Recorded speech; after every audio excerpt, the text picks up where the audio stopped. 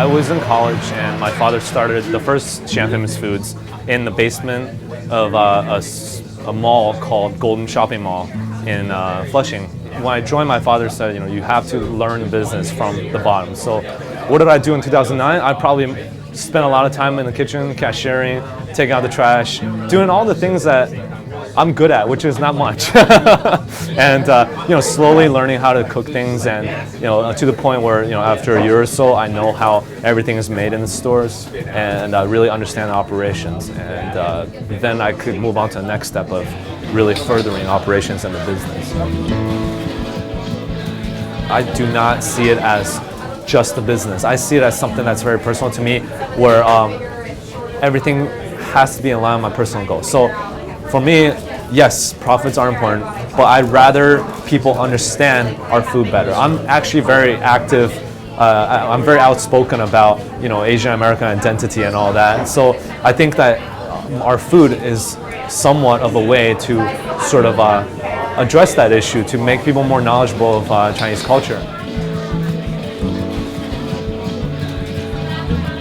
My father's, the only confidence he had really 100% was that Chinese people will like our food. So when we expanded into East Broadway, the location Chinatown, Lower East Side, which is under the Manhattan Bridge, that was sort of a way to address that demand.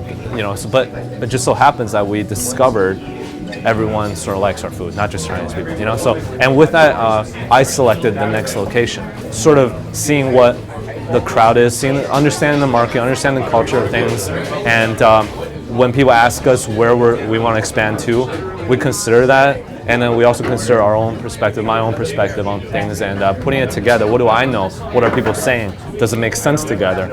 And that's how we arrive at new locations. At the point when we had around 4 stores, we signed a lease for our central kitchen, 5,000 square foot space in Brooklyn. It's to support all the operations of our other stores. My father can keep an active eye on the process, which he still does. He makes a lot of the things himself these days in the central kitchen. That sort of helped us develop, and that's something that we're doing differently now. People always ask us if we sort of developed a new fusion cuisine to become more acceptable by the American palate. And the answer is no.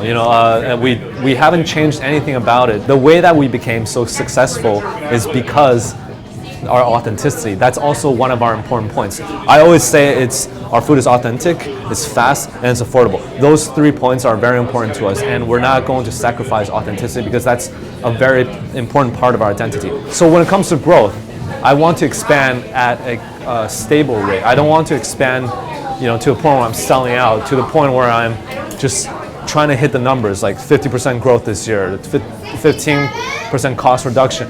It's important to a business person, but it's not my priority. I think if the product is right, everything will just fall into place.